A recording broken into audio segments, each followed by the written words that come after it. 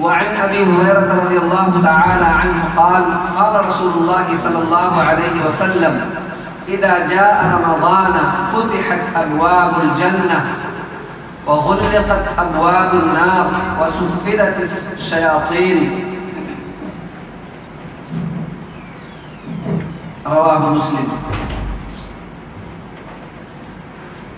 محترم سامعین، حاضرین جمعہ، نوجوان بھائیوں، ساری تعریفات، حمد و ثنا، بڑائی، بزرگی، عظمت و جلال اللہ وحدہ لا شریک، خالق کائنات، مالک ارض و سماوات کے لیے لائق اور سزاوار ہے، جس نے ہمیں اور آپ کو زندگی بخشی اور ہدایت کے راستے پر لگایا۔ بعد درود و سلام انبیاء کرام پر، بالخصوص اللہ کے آخری پاک پیغمبر جناب محمد عربی صلی اللہ علیہ وآلہ وسلم پر، جنہوں نے اللہ عز و جل کے پیغام کو ہم تک پہنچایا اور ہماری ہدایت اور کامیابی کے سارے راستے ہمیں بتلائے۔ محترم سامعین، آج کے اس خطبے میں انشاءاللہ میں آپ حضرات کے سامنے جس موضوع کے تحت کچھ باتیں عرض کروں گا وہ ہے رمضان کا استقبال ہم کیسے کریں۔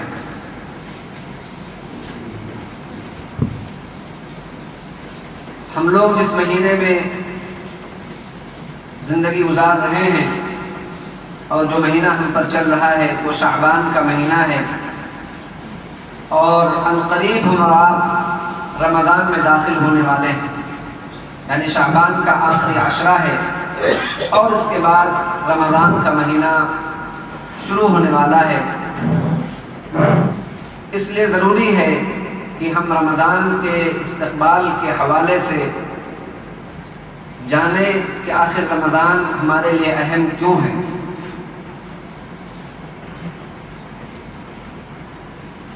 یہ بات تو طے ہے، تقریباً ہر مسلم گھرانے، ہر مسلم معاشرے، محلے اور سوسائٹی کے اندر ایک خوشی ہوتی ہے کہ رمضان کا مہینہ آ رہا ہے۔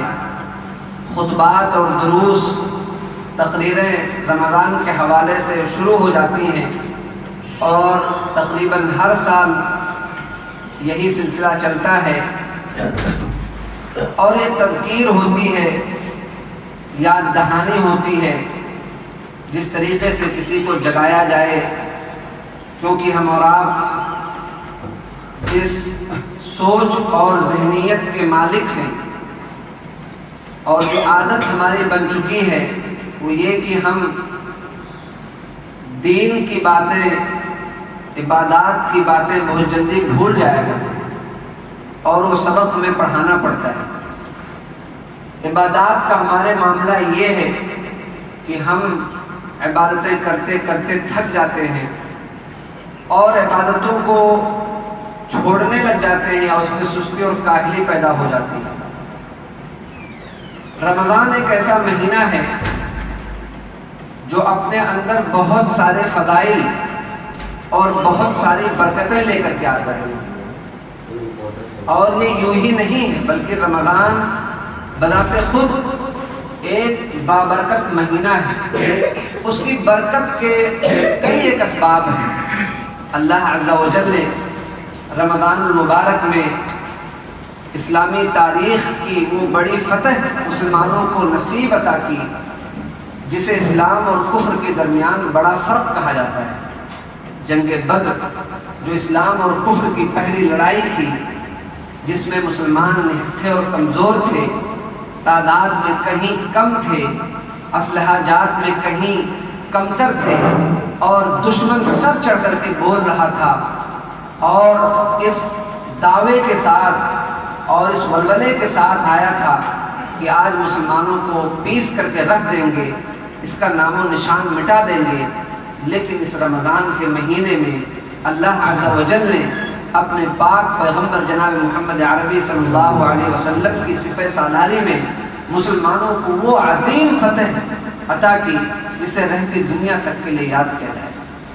تو یہ رمضان اپنے اندر بڑی خوبیوں کو لے کر کے آتا ہے، ہماری خوشیوں کو لے کر کے آتا ہے، برکتوں کو لے کر کے آتا ہے، مغفرتوں کو لے کر کے آتا ہے، رحمتوں کو لے کر کے آتا ہے، نیکیوں کا موسم بہار لے کر کے آتا ہے کہ انسان جتنی نیکیاں اللہ رب العالمین کے لیے کرتا ہے اس کا اجر اور ثواب اللہ رب العالمین لا علم گناہ کے تحت اللہ رب العالمین اس کو بڑھاتا ہے. یعنی انسان کو نہیں پتا کہ کتنا اللہ رب العالمین اس کو ملٹیپل کرے گا اور کتنا زیادہ اس کا اجر و ثواب ہوگا. اسے 700 گنا تک کہا جاتا ہے، لیکن اللہ رب العالمین جتنا چاہے اتنا بڑھا سکتا ہے. یہ اس قدر نیکیوں کا موسم آ رہا ہے اور یہ ہر سال آتا ہے ایک مہمان کی طرح سے، ایک گیسٹ کی طرح سے، اور پھر چلا جاتا ہے. اس کے لیے ضروری ہمارے اور آپ کے لیے یہ ہے کہ ہم اس کی قیمت کا، اس کی ویلیو کا احساس کریں.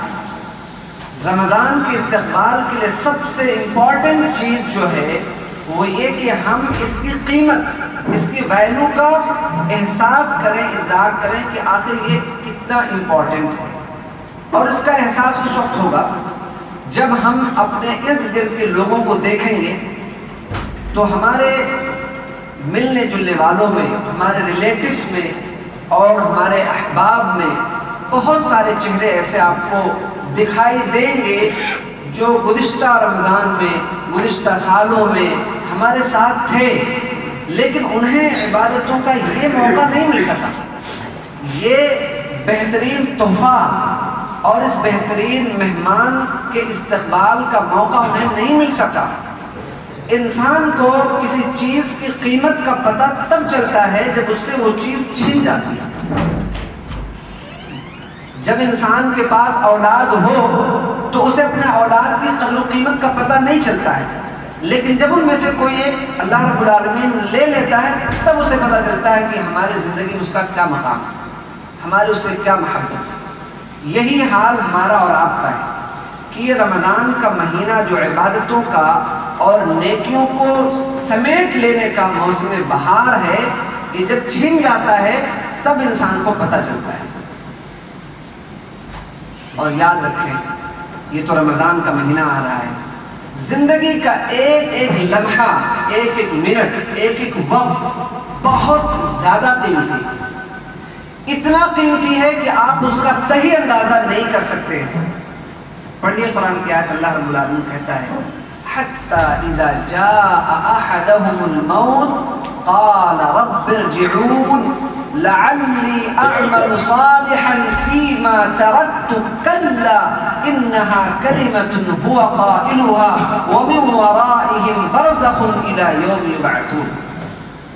جب موت آتی ہے وقت کی نعمت ختم ہو گئی، وقت چھن گیا انسان سے. اس کے بعد انسان کہتا ہے بارے اللہ تھوڑی دیر کے لیے واپس بھیج دے دنیا میں، تھوڑا سا ٹائم اور دے دے. کیوں؟ بزنس بڑھا دوں، پراپرٹی بنا دوں، جائیداد بنا دوں، بچوں کو بھوکا ننگا چھوڑ کے آیا ہوں ان کے لیے کچھ کر جاؤں؟ نہیں، لعلی اعمل صالحا، تاکہ تھوڑی نیکیاں تو اور لے کر کے آ جاؤں، تھوڑی نیکیاں اور لے کر کے آ جاؤں. آج کامیابی کے لیے ضرورت ہے، فلاح کے لیے، نجات کے لیے، جہنم سے آزادی کے لیے تھوڑی نیکیاں کم پڑ رہی ہیں. لعلی اعمل صالحا فیما ترک، جو کچھ کوتاہیاں کی تھوڑی نیکیاں اور کرنے کی مہلت دے دے. نہ پراپرٹی سوجھی، نہ بینک بیلنس سوجھا، نہ اسٹیٹس، نہ پوزیشن، نہ پاور، نہ لگژری، لیوش، کچھ نہیں، بس تھوڑی نیکیاں کر لوں، تیری عبادت کر لوں، تجھے خوش کر لوں. لعلی اعمل صالحا فیما ترکت. اللہ رب العالمین کہتا ہے کلا، نہیں، ہرگز نہیں، ایسا نہیں ہو سکتا. انہا کلمۃ هو قائلها، اے انسان تیری فطرت یہ ہے کہ تو زبان سے کہہ رہا ہے، واپس جائے گا پھر دنیا والا ہو جائے گا. انہا کلمۃ هو قائلها ومن ورائهم برزخ الى یوم یبعثون. میرے بھائیو اور دوستو، یوں تو یہ زندگی کی جو سفر اور یہ جو گاڑی چل رہی ہے یہ چلتی رہے گی، یہ رفتار رکنے والی نہیں ہے، گھڑیوں کی ٹک ٹک بند ہونے والی نہیں ہے. ہمیں اور آپ کو اس سے فائدہ اٹھانے کی ضرورت ہے. بطور خاص ایک خاص مہمان ہمارے سامنے رمضان آ رہا ہے. کیا تیاریاں کی ہیں ہم نے. جب آپ کے گھر پہ مہمان آتا ہے جتنا ویلو آپ مہمان کو دیتے ہیں اسی کے اکارڈنگ آپ تیاری کرتے ہیں.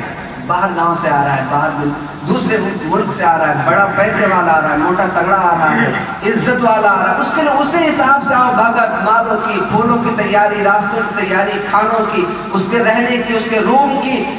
الغرض جس قدر آپ ایک مہمان کو امپورٹنس دیتے ہیں اسی طریقے سے آپ اس کے لیے تیاریاں کرتے ہیں. یہ رمضان بھی ہمارے پاس ایک مہمان کی شکل میں برکتوں کا ایک ڈھیر لے کر کے آ رہا ہے. اگر ہمیں صحیح قیمت اور ویلو ہے اس رمضان کا, ہمیں بھی اس کے لیے ویسے ہی تیار کرنا ہے. آئیے بتاتا ہوں میں آپ کو کہ کتنا امپورٹنٹ مہمان ہے, کتنا عظیم مہمان ہے. اللہ کے نبی صلی اللہ علیہ وسلم نے فرمایا, ابو ہریرہ رضی اللہ تعالیٰ عنہ کی روایت ہے, اذا جاء رمضان فتحت ابواب الجنہ وغلقت ابواب النار وصفدت الشیاطین.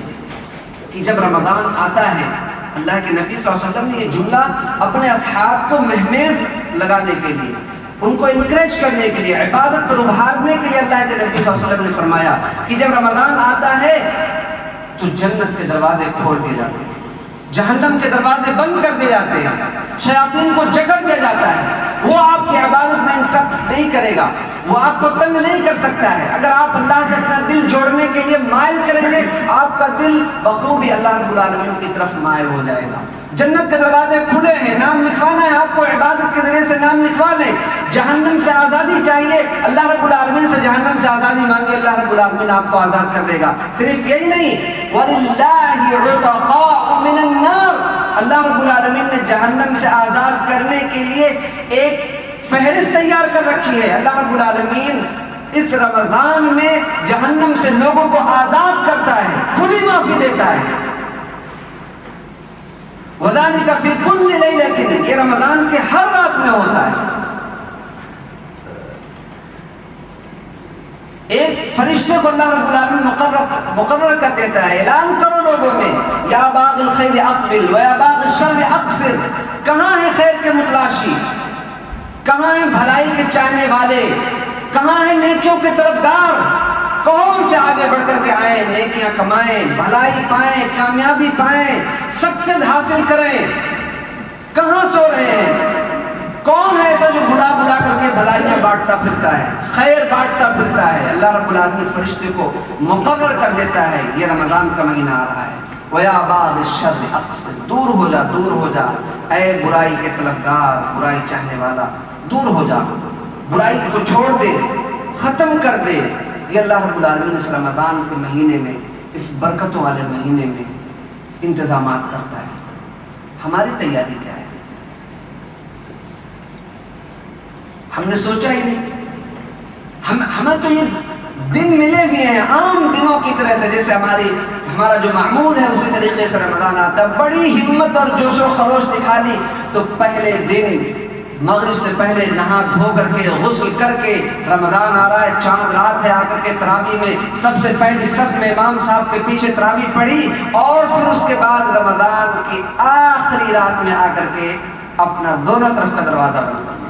یہ ہماری رمضان کی تیاریاں ہوتی ہیں. پیارے بھائی اور دوستو, یہ بہت بڑی ناکامی ہے کہ ہم اپنے رمضان کی تیاری کے لیے اور اپنے رمضان میں اوقات کی ترتیب کے لیے, رمضان کے ایک ایک منٹ اور ایک ایک لمحے سے فائدہ اٹھانے کے لیے اپنی کوئی پلاننگ نہیں کرتے. اس پلاننگ کے لیے ضروری ہے کہ ہم اس رمضان کی قدر و قیمت کو پہچانیں. یہ قرآن کے نزول کا مہینہ ہے, یہ مغفرت کا مہینہ ہے, جہنم سے آزادی کا مہینہ ہے. اس مہینے میں ہم ان تمام چیزوں سے جتنا زیادہ فائدہ اٹھانا چاہیں اٹھا سکتے ہیں. پہلی چیز ہو گئی کہ رمضان کی قیمت کا احساس ہے. دوسری چیز میں آپ کے سامنے بیان کروں گا کہ رمضان کی تیاری میں ہمارے لیے کیا ضروری ہے, وہ ہے نیتوں کا صاف ستھرا کرنا, نیتوں کی درستگی. جتنی بھی عبادات ہم بجا لاتے ہیں اللہ رب العالمین کے لیے, اس میں نیتوں کا بڑا دخل ہوتا ہے. اگر یہ ٹریڈیشن ہے, رواج ہے کہ آپ مسلم فیملی میں ہیں, مسجد میں جاتے ہیں, کسی کام کا نہیں ہوگا. اگر آپ اللہ کی رضا کے لیے، اللہ کی خوشنودی کے لیے، اللہ کے حکم کی بجا آوری کے لیے اپنے ماتھے ٹیکتے ہیں، یہ آپ کے لیے فائدہ مند ہوگا۔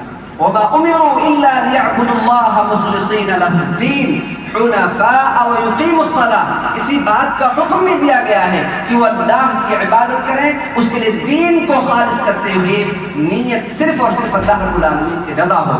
اور جب نیت اللہ رب العالمین کی رضا کی ہوتی ہے، انسان اللہ رب العالمین کی عبادت میں مٹھاس پاتا ہے، انسان اللہ رب العالمین کی عبادت میں لذت پاتا ہے، انسان اللہ رب العالمین کی اطاعت میں اپنے آپ کو مشغول کر لیتا ہے، اسے کوئی اور چیز سجھائی نہیں دیتی۔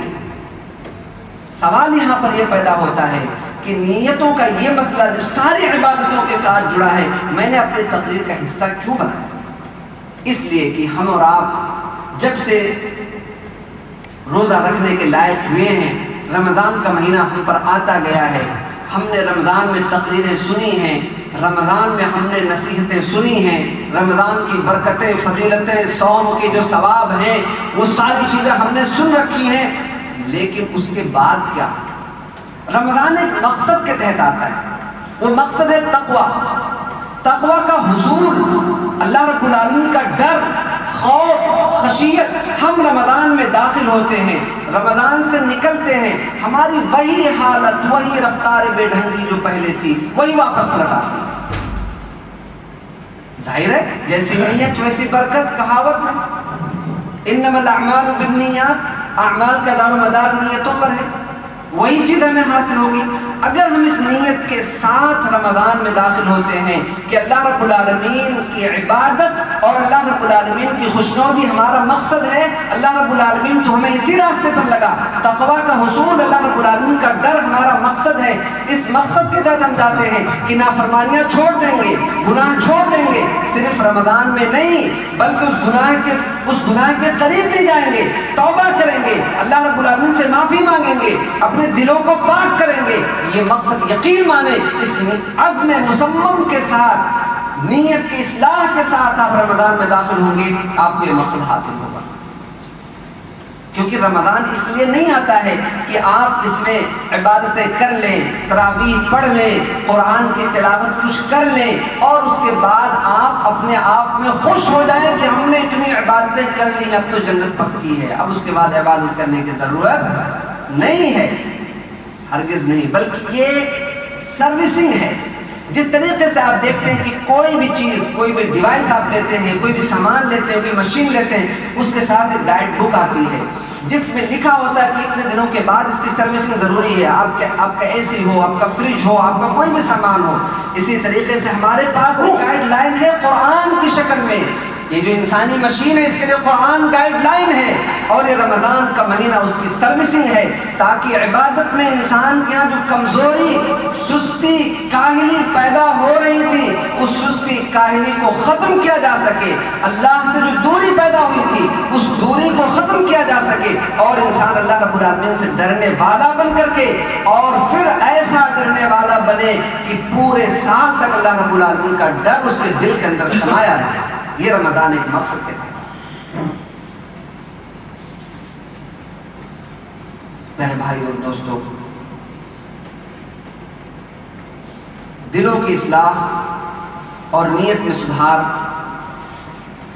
اتنا عظیم ہے، اللہ کے نبی صلی اللہ علیہ وسلم نے بیان فرمایا ایک حدیث کے اندر، الا خبردار ان فی الجسد مضغة اذا صلحت صلح الجسد كله واذا فسدت فسد الجسد كله الا وهي القلب۔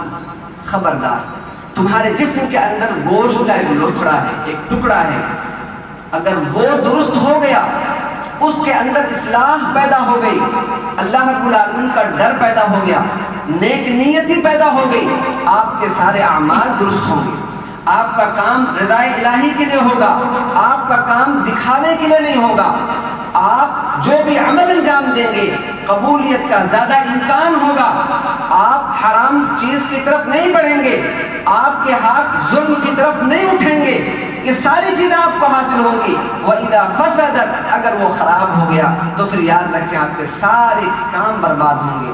آپ نیکیاں بھی کریں گے اس میں بھی شک ہوگا, آپ لوگوں کو خیرات کریں گے. ہوتا ہے بہت سارے لوگ ہوتے ہیں رمضان کٹ کے نام پہ جگہ جگہ راشن تقسیم کرتے ہیں اور نہ جانے کون کون سی چیزیں کرتے ہیں, لیکن اس کے ساتھ ایک اور چیز جڑی ہوتی ہے, فوراً اس کی فوٹو لے کر کے دنیا بھر میں وائرل کر دیتے ہیں. کہاں گیا تقویٰ؟ تقویٰ یہاں ہوتا ہے دل کے اندر. اس لیے اللہ کے نبی صلی اللہ علیہ وسلم کی اس بات پر غور کریں. وَإِذَا فَسَدَتْ فَسَدَ الْجَسَدُ كُلُّهُ اگر دل کا نظام بگڑ گیا تو پھر آپ کے اعمال اللہ کے لیے نہیں ہوں گے, اور جو کام اللہ کے لیے نہیں ہوں اللہ رب العالمین اسے قبول نہیں کرتا ہے. الا وهي القلب خبردار وہ چیز دل ہے, دل کی اصلاح ضروری ہے. تیسری چیز, اور یہ تیسری چیز بیان کر کے میں اپنی بات ختم کروں گا, رمضان کے استقبال کے لیے ضروری ہے, وہ ہے وقت کی تنظیم. وقت کی تنظیم اور ترتیب. وقت کے حوالے سے تھوڑی بات میں نے آیت کی روشنی میں پیش کی.